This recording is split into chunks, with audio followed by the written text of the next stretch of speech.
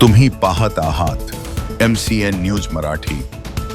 अकोला जिल्ह्यातील पातूर तालुक्याच्या आलेगाव सावरगाव परिसरातील जनतेच्या सेवेसाठी सामाजिक कार्यकर्ते निलेश तोताराम कापकर यांनी विविध लोकोपयोगी उपक्रमांची मालिका सुरू केली असून त्यांच्या सामाजिक कार्याचा आलेख दिवसेंदिवस उंचावत असल्याचे चित्र दिसून येत आहे।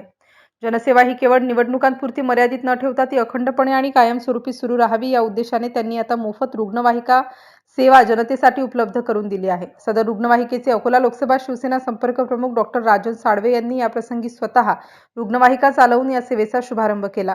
ग्रामीण भागातील अनेक रुग्णांना वेळेवर उपचार मिळण्यात अडचणी येतात। ही बाब लक्षात घेऊन सुरू करण्यात आलेली रुग्णवाहिका सेवा गरजू गरीब आणि सर्वसामान्य नागरिकांसाठी मोठा दिलासा देणारी ठरली आहे। याचसोबत परिसरातील पाणी टंचाईची समस्या लक्षात घेऊन मोफत पाणी पुरवठा टँकर सेवा देखील सुरू करण्यात आलेली आहे।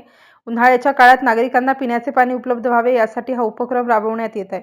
सामाजिक बांधिलकी जपत रुग्णवाहिका सेवा, मोफत पाणी पुरवठा, शैक्षणिक उपक्रम आणि जनआंदोलनाच्या माध्यमातून सामाजिक कार्यकर्ते निलेश कापकर हे लोकसेवेचे कार्य अधिक व्यापक करत आहेत।